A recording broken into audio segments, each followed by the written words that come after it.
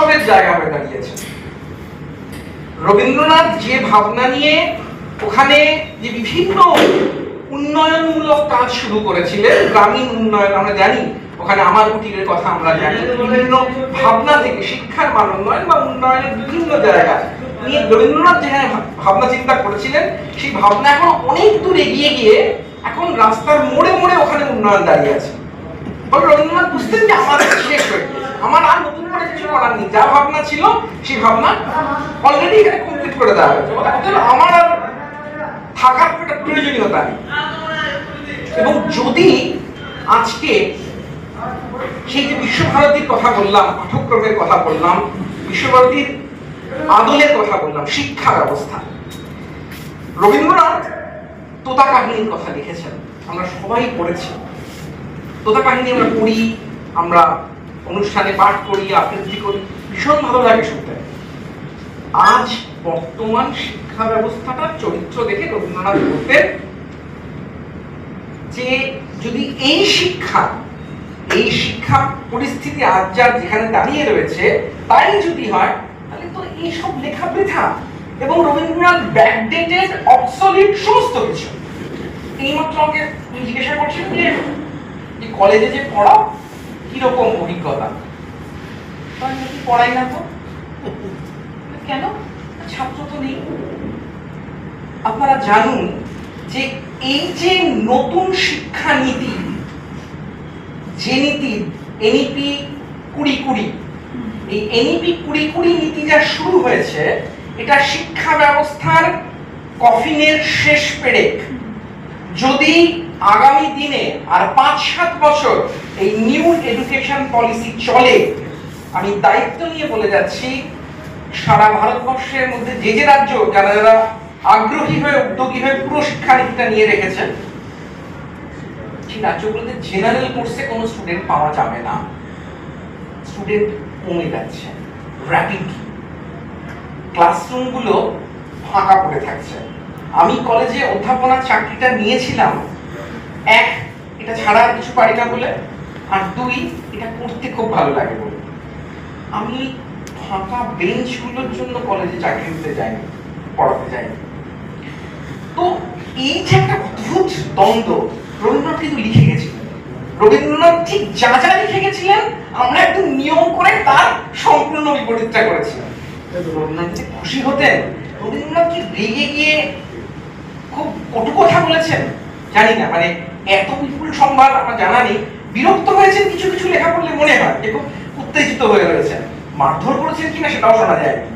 তো এখন শিক্ষা ব্যবস্থা যে পরিণতির দিকে ভারতীয় শিক্ষা ব্যবস্থা এগোচ্ছে, রবীন্দ্রনাথ হতাশ হয়ে বলতেন নিশ্চিতভাবে যে এই শিক্ষা ব্যবস্থার কথা আমি ভাবাদুদের কথা, মানে আমি কোনোদিন দূর দূর কল্পনাতেও আমার আসে। কিন্তু রবীন্দ্রনাথ সাবধান বাণী দিয়ে গেছিলেন। কেন?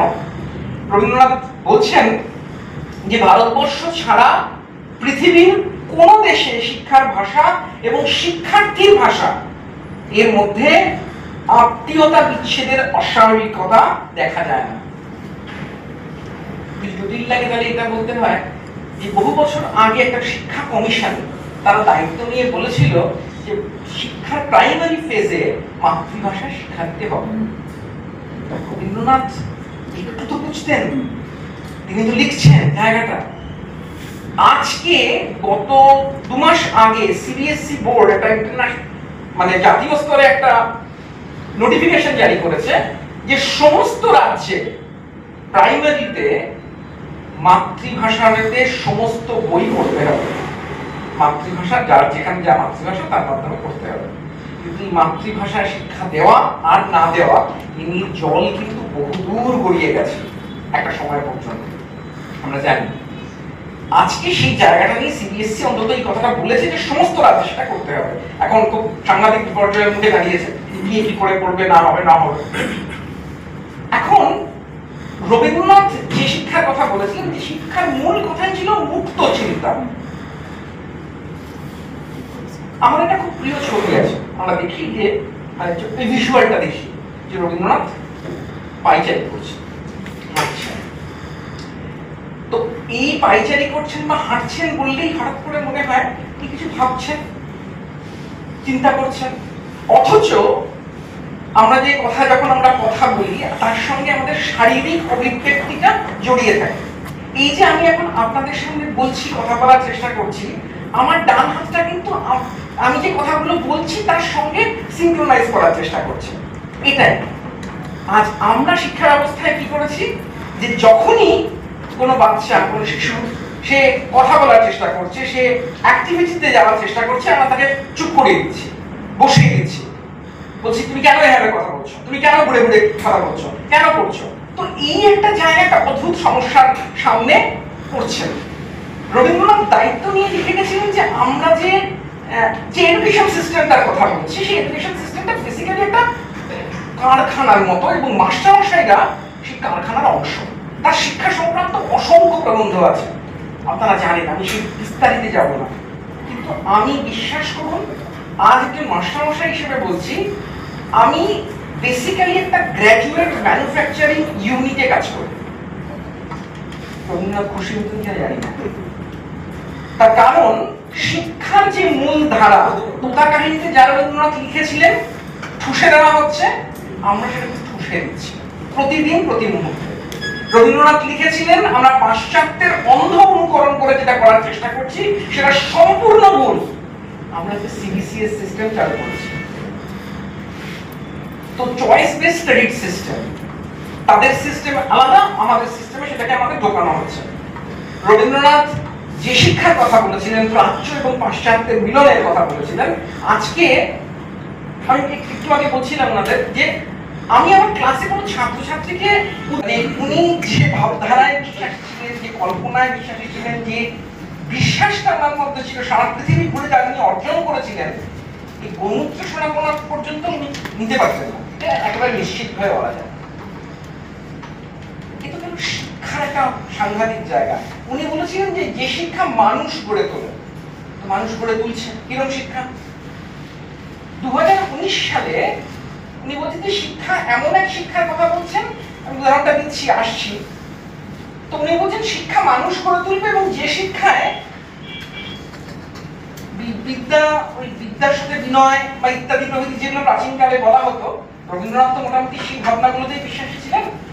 তো উনি বলছেন যে শিক্ষক এবং ছাত্রের সম্পর্ক একটা নাকি অন্যরকম হবে। এবার ভাবুন, যদি এখন আমি রবীন্দ্রনাথকে প্রশ্ন করি বা তাকে নিয়ে যাই রাজস্থানের জালোয়ারে, যেখানে 2019 সালে একটা ঘটনা ঘটে। ক্লাস 5-এ পড়া দলিত শিশু, তার অপরাধ ছিল সে তার উচ্চবর্ণের মাস্টারমশাইয়ের জলের বোতল থেকে খানিকটা জল খেয়ে নিয়েছিল। তো সেই মাস্টারমশাই তাকে এমন বেদম প্রহার করেন,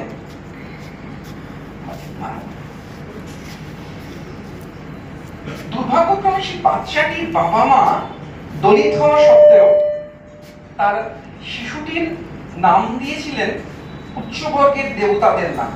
কোনো হিন্দু মুসলিম নেই কিন্তু এখানে। উচ্চবর্গের ব্রাহ্মণ্যবাদী দেবতার নাম বাচ্চাটির নাম ইন্দ্র। কেন ইন্দ্র? কারণ তার দলিত বাবা মা ভেবেছিলেন যে উচ্চবর্গীয় ব্রাহ্মণ্যদের দেবতার নামে রাখলে নিশ্চয়ই আমার ছেলের জীবনে অনেক উন্নতি হবে। এতটা উন্নতি হলো ছেলেকে স্কুলে বাড়ি দিল। এটা কিন্তু শিক্ষা মানচিত্রের খবর। তো এই জায়গায় দাঁড়িয়ে উনি দেখাচ্ছেন, উনি বলছেন যে রবীন্দ্রনাথ যেভাবে শিক্ষা দেখেছেন তার একটা অন্য সম্পূর্ণ বিপরীত চিত্র উঠে আসছে। আজকে ক্লাসে এখন স্টুডেন্টরা যখন পড়া জিজ্ঞেস করে, স্যার এখানে আমরা কি কি পড়বো, এত সাবজেক্ট, এত তার নাম, কেন পড়ছি, কেন পড়াচ্ছি জানি না, বারবার সেই তোতা কাহিনীর তোতার আত্মনাথটা শুনতে পাওয়া যায়। আমি কিছুদিন আগে, আমার ছেলে ক্লাস 5-এ পড়ে, ওর একটা স্কুলের যে ব্যাগ নিয়ে যেমন যায় আপনারা সবাই জানেন, আমি একদিন কি মনে হলো ব্যাগটা একটা ওজন করলাম, ওই যেমন থাকে বাড়িতে ওয়েট মেশিন, ওজন করলাম, প্রায় 7.5 কিলোর কাছাকাছি ওজন।